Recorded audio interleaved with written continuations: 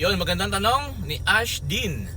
Sir, I'm third year student po. Officer po ako. If ever po ba makagraduate ako, then makapasok ako tulad sa PNP, BFP or ano, tataas ba ang rango if ever officer sa college? Then if mag-apply ka, tumataas rango ko.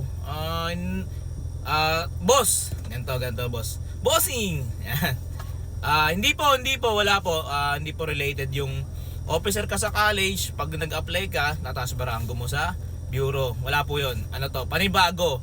Lahat tayo rito, magsisimula tayo ng lowest mammal. Yan.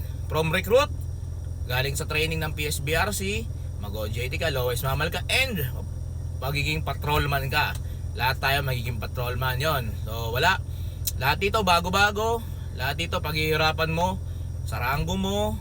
Yan, promotion mo, makapag-lateral ka man, technical entry ka man, kung paano. So yung sa college natin, magiging advantage na lang yon. Kunyari, officer ka ng ROTC.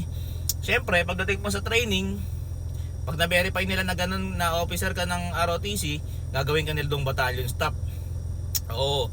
Kasi mas ano ka na may knowledge ka na sa mga ganun, mga command, 'di ba? Kumpara sa mga classmates mo na galing sa iba't ibang course na pumasok sa PNP, 'di ba? So, mas lamang ka sa kanila. 'Yun ang pinakalamang mo, yung knowledge mo.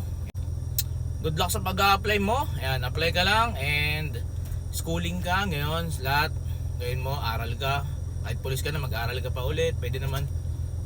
So para maging officer ka, titingin ko kasi gusto mo maging officer. Or try mo sa PNPA yan, Philippine National Police Academy, baka doon ang kapalaran mo. Anyway, ingat ka palagi. Ash Dean, yan, God bless po sa'yo.